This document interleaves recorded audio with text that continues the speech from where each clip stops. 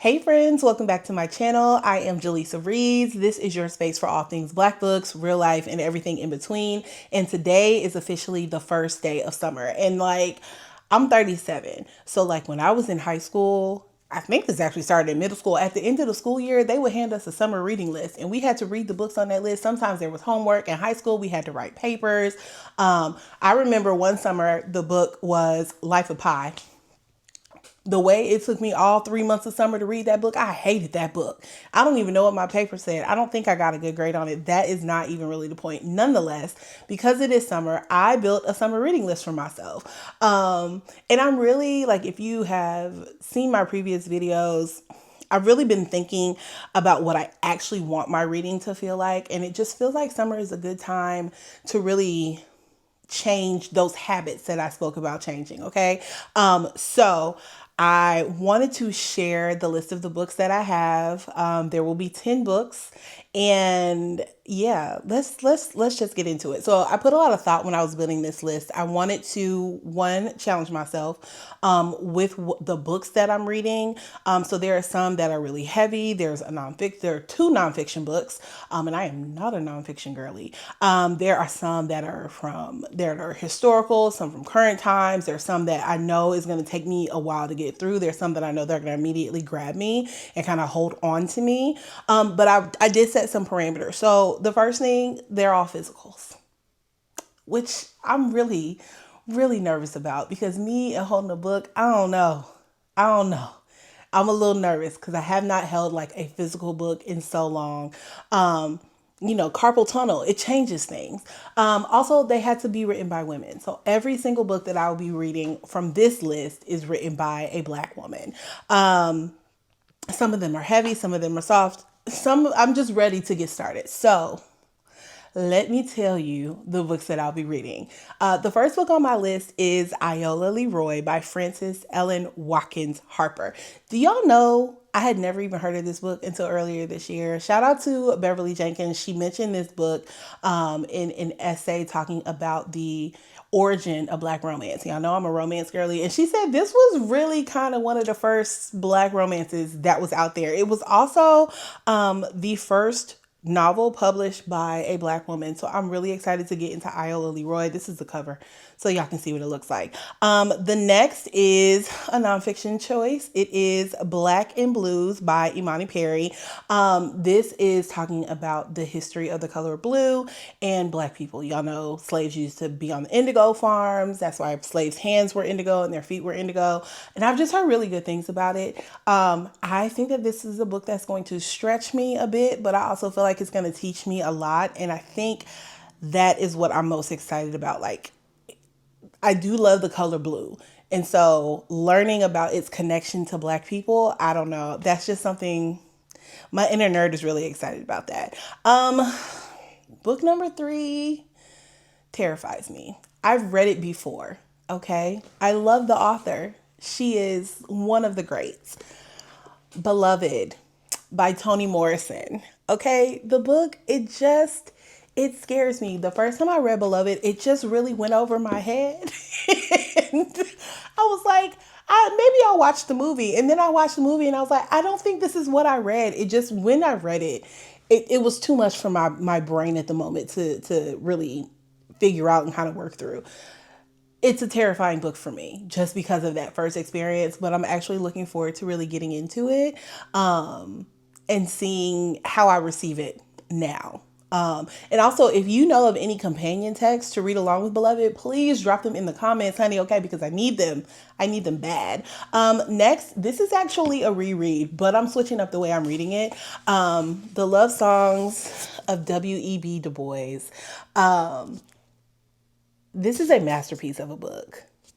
The first time I read it was the ebook. It took me a long time. She's thick. Look how thick she is. How many pages is it?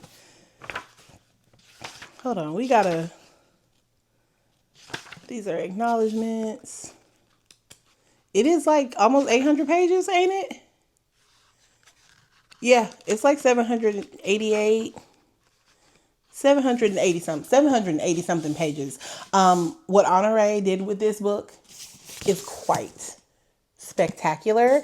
And I want to immersive read it because I now have the physical, so I want to annotate it. And I also recently got the audiobook. This is probably the book that's going to take me the longest to get through because I'm going to take this one very slowly. Like it's going to be my very much, I'm going to go sit outside and read. Don't bother me. I got my headphones on. Y'all see I got this book. Another nonfiction pick. 107 Days by Madam Silk Press, aka Vice President Kamala Harris.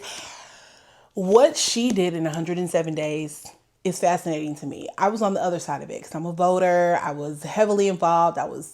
If you were in the state of Georgia, I was calling you, I was texting you. I did a little walking around putting mailers. I've heard really good things, but I want to see what things were like from her point of view, being thrust into this role, knowing that everybody in your party didn't support you, going up against that fool. Like, I just want to hear what she has to say. So really looking forward to 107 Days. Then I have In Deadly Company by L.S. Stratton. This is a thriller, kind of suspensey book. The cover is what really drew me in. So I'm going to be honest. I saw the cover and I said, hey, yeah, I think this is going to be a book that I want to read. I also feel like this book is going to be one of those books that like once I get into it real good, I'm not going to want to put it down. Like I will probably be up to like 2, 3 a.m. 3 a.m. getting into this one. I think every list needs a book that you're like, I just know once I get started, I'm not going to be able to put it down. That's what this book is for me. Next, this book has been on my TBR for way too long. Like, I've owned the physical book for almost 2 years now, maybe. When did this come out? Hold on, let me look. You know, I don't be liking to tell untruths. Yeah, it came out in 2024.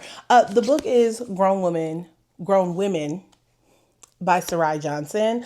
I have heard fantastic things about this book. I know that it is about Black women being layered, being complex, being very messy. That is right up my alley. And I really do enjoy stories that I can relate to, that I can see myself and my friends and my, the people that I surround myself with. I can see them represented. I've heard nothing but good things about this book, so I'm really excited to get into it.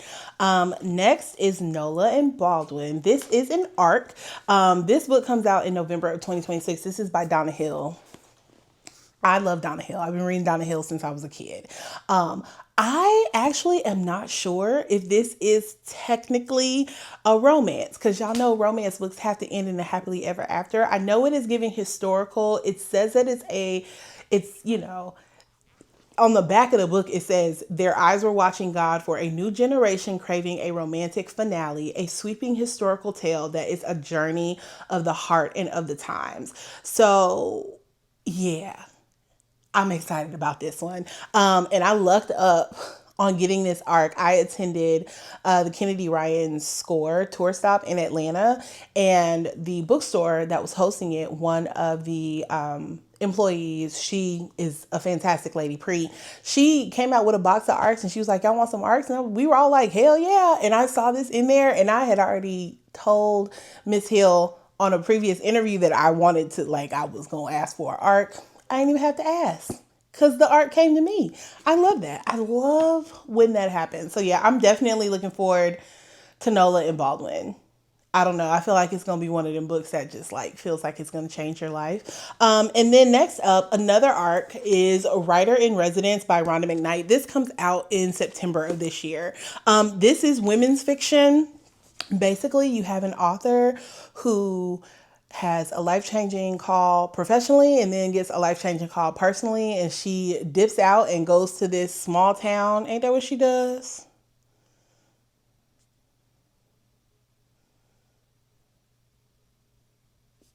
Yeah, sorry. Now that I got caught up reading the synopsis again. But she basically has to confront everything she thought she knew about her life is not necessarily the case, and she has to confront that while also trying to write a book that's going to save her career with her publisher. So I'm absolutely looking forward to that. Last two books I have. The first one is Linden Hills by Gloria Naylor. I love the women of Brewster Place, and I've heard that Linden Hills is kind of along those lines, very much about Black community and class and ambition. I read The Women of Brewster Place for the first time when I was like, I think like 19 or 20.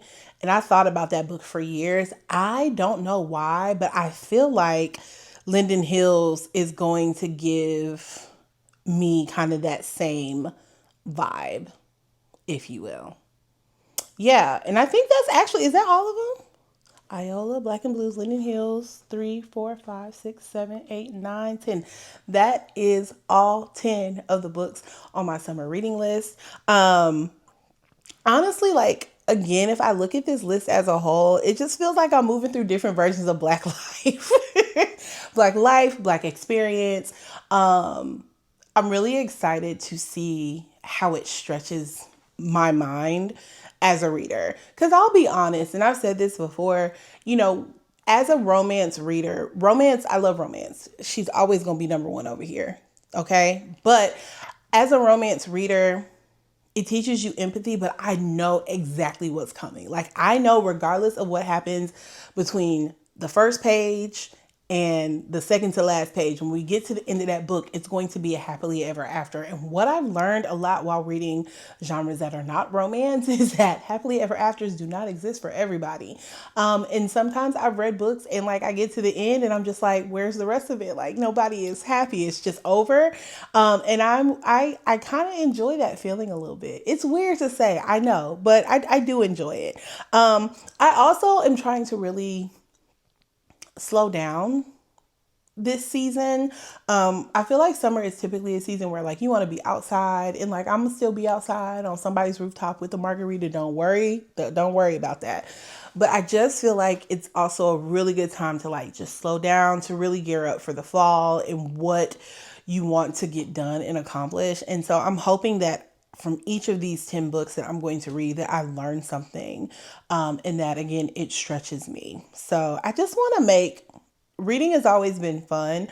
I want to make sure that I'm not only reading for fun, but that I'm reading intentionally. And that's really why I've selected these books.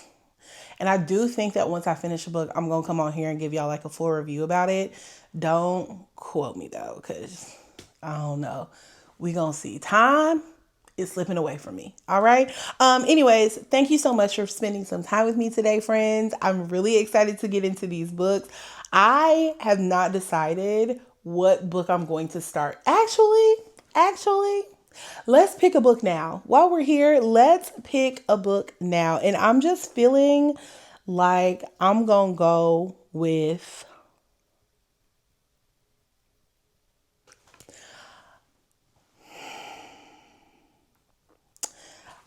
all right, I figured it out.